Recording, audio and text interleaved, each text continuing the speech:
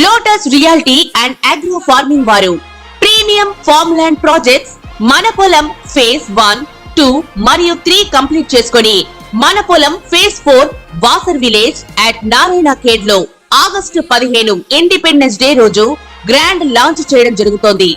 Launching మరియు independence day సందర్భంగా 5 guntas land out rate లో బుక్ చేసుకున్న వారికి 1,50,000 రూపాయల డిస్కౌంట్ తో పాటు 2 గ్రాముల గోల్డ్ ఫ్రీగా ఇస్తున్నారు. పూర్తి వివరాలకు సంప్రదించండి.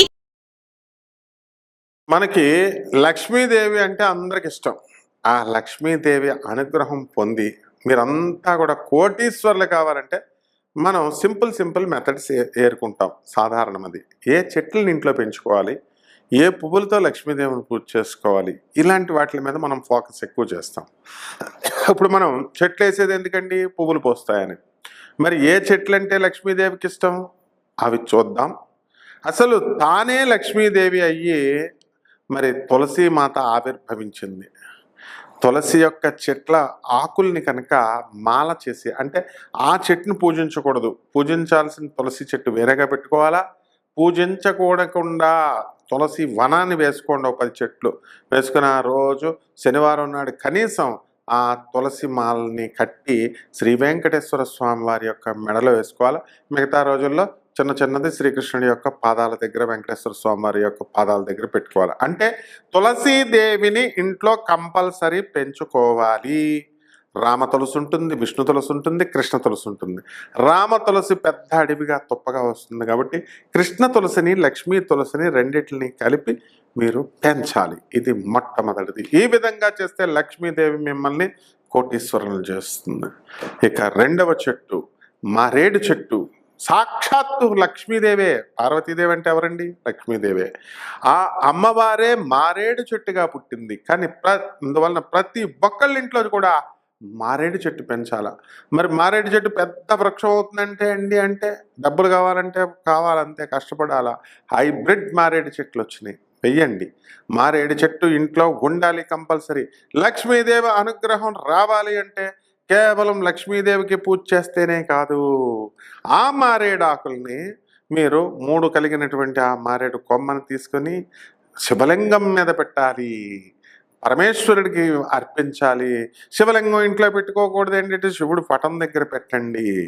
ఈ విధంగా మారేడు చెట్టుని పెంచడం వల్ల కూడా మీరు కోటీశ్వరులు అయిపోతారు. ఇక మూడవది కదంబ వృక్షం. కదంబ వనవాసిని అని మహాలక్ష్మీదేవిని మనం చెబుతాం. బ్యాడ్మింటన్ బాల్స్ లాగా ఉంటాయి. కదంబం పెద్ద చెట్లాగా అవుతుంది. ఆ కదంబ చెట్టుని పెంచండి ఇళ్లల్లో. బ్రహ్మాండమైనటువంటి వాసన. రోజుకొక పువ్వుని మీరు అమ్మవారికి పెట్టచ్చు. అలాగే కోటీశ్వరులు అయిపోవడం ఖాయం.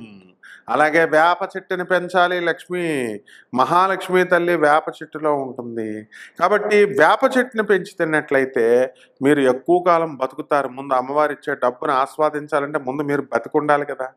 ఆక్సిజన్ని చక్కగా, కార్బన్ డైఆక్సైడ్ని అధిక శాతంలో ఆక్సిజన్గా మార్చే ఏకైక చెట్టు వేప చెట్టు. కాబట్టి దీన్ని ఖచ్చితంగా మీరు పెంచాలి. ఇక నెక్స్ట్ ఔదుంబర వృక్షం, మేడి చెట్టు.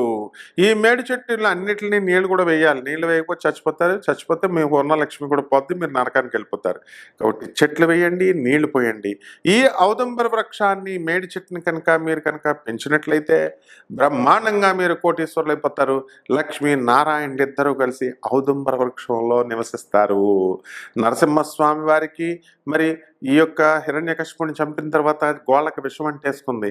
ఈ విషంతో బాధపడిపోతున్నాడు. మనకులాగా పోటు వచ్చేస్తుంది ఈ గోళ్ళకి. అప్పుడు లక్ష్మీదేవి మేడు పండు తీసుకొచ్చి ఆ గోళ్ళల్లో పెడితే వెంటనే విషం లాగేసింది. అప్పుడు శ్రీమన్నారాయణమూర్తి అయినటువంటి నరసింహస్వామి వారు నేను లక్ష్మి ఇద్దరం కలిసి ఈ ఔదుంబర వృక్షంలో నివసిస్తామన్నారు. కాబట్టి ఈ ఔదుంబర వృక్షాన్ని పెంచుకోండి, బ్రహ్మాండంగా కోటీశ్వరులు అయిపోతారు.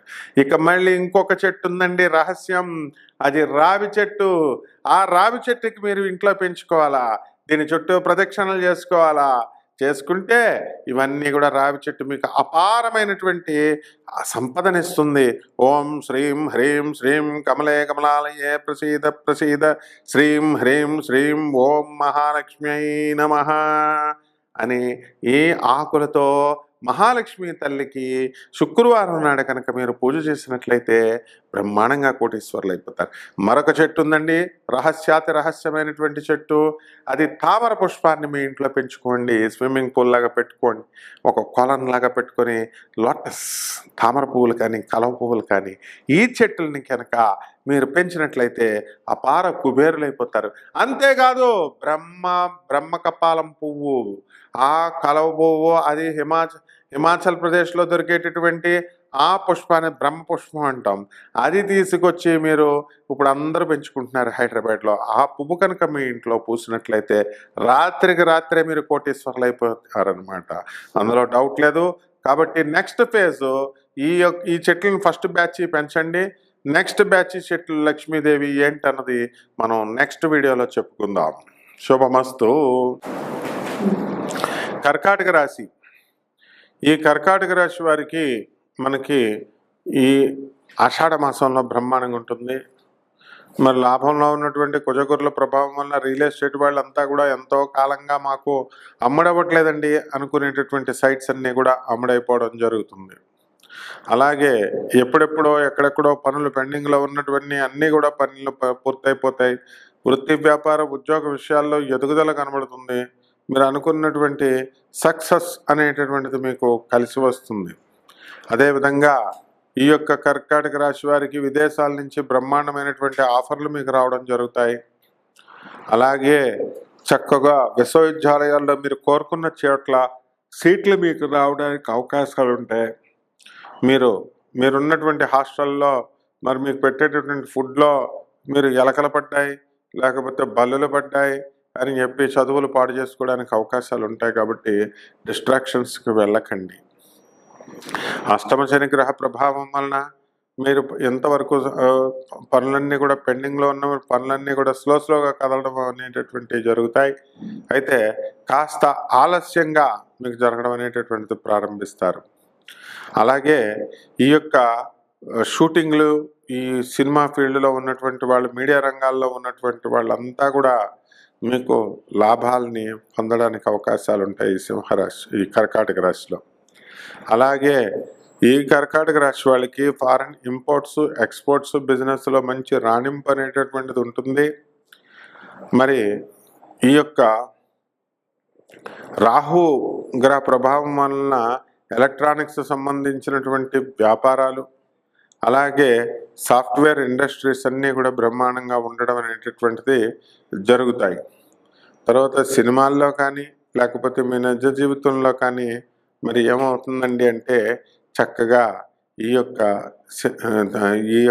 కర్కాటక రాశి వారికి అద్భుతమైనటువంటి ఫలితాలు రావడానికి అవకాశాలు ఉంటాయి. ఎందుకంటే నిరంతరం కష్టపడేటటువంటి స్వభావం అంటారు. బంధుమిత్రులు మీ ఇళ్ళకు వస్తారు, ఆ తర్వాత మీరు మళ్ళీ వాళ్ళ ఇళ్ళకి వెళ్ళేటటువంటి అవకాశాలు కనబడుతున్నాయి. కొత్త మిత్రులు మీకు పరిచయం అవుతుంటారు.